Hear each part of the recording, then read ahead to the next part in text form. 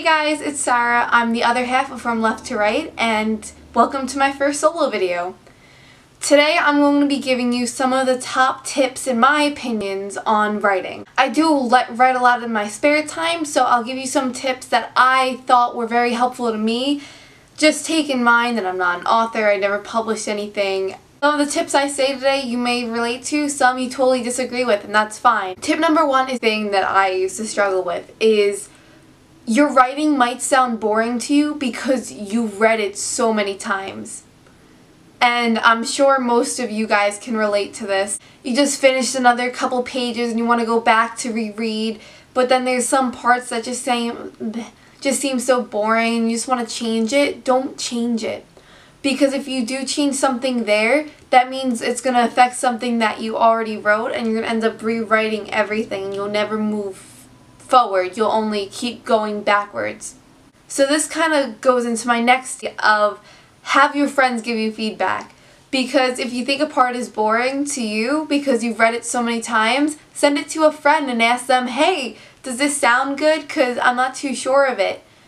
But make sure when you send it to a friend, they'll give you constructive criticism. Because as much as we all want to hear how great our story was, we want some advice to make it even better than what we have right now.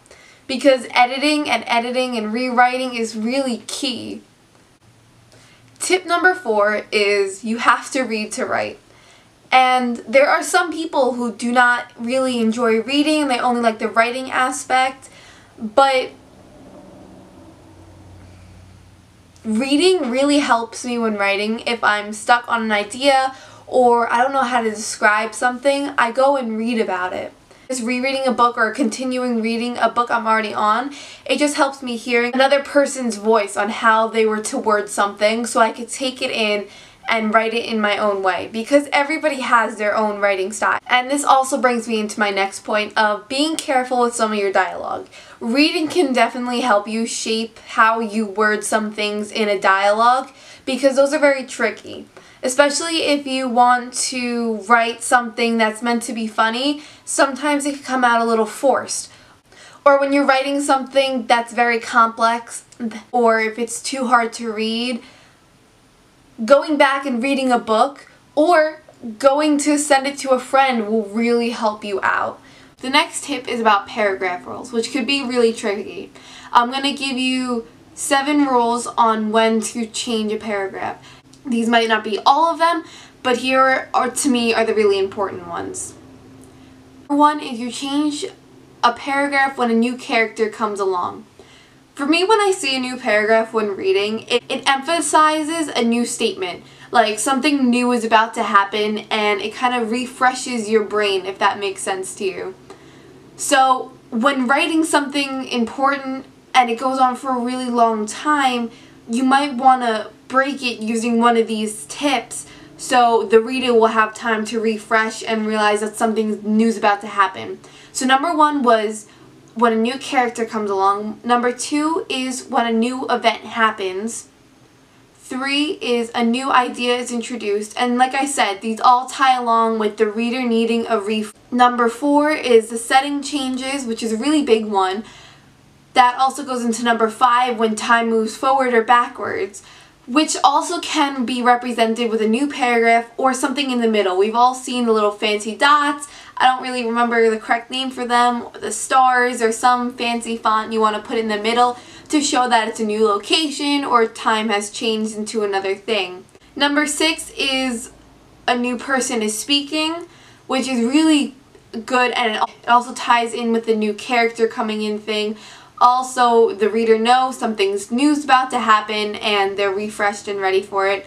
And the last one is when the camera moves. And that might be confusing, but I'll explain it.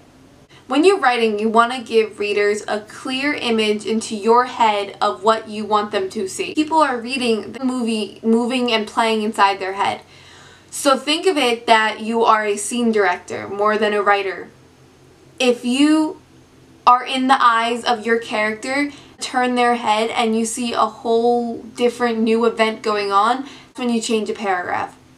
Not so much is if your character looks to the side and then looks back. That's not really what I mean.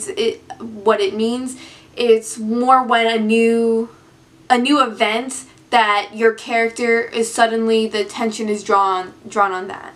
The next one's kind of a no-brainer in a way. It's to use a thesaurus. Thesauruses are your best friends. Nobody wants to read the same words over and over again. Especially if it's said. Said is a really key one. I know some teachers stress fun and bad, but really a key one for writing is said. Nobody wants to read after every time a character says something, that word. You want emotion. You want to know how the picture, if the character is screaming, if they're crying, if they whispered it, if they shouted it.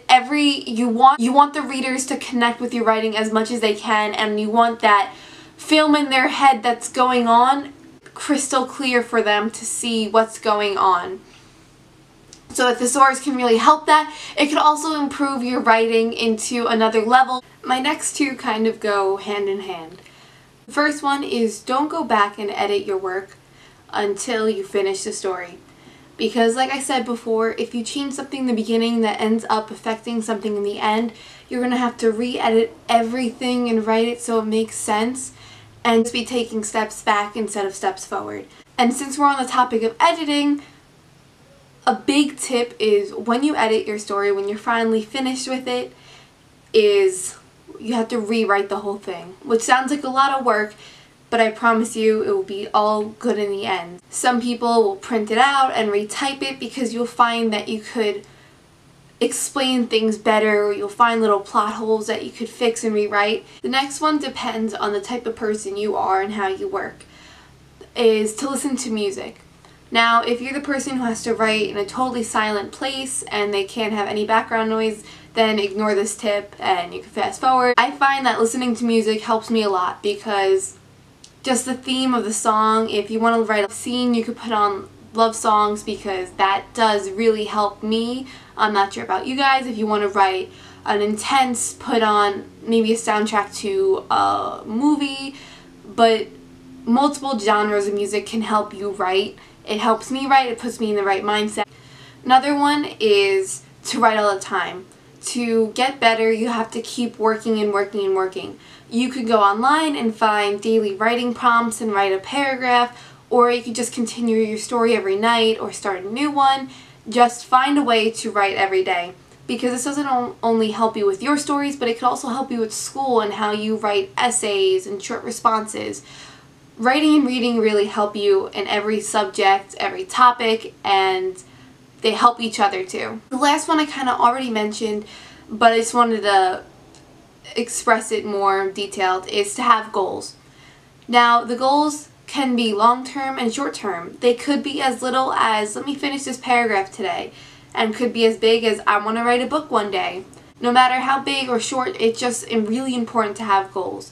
My number one goal right now is to finish a story.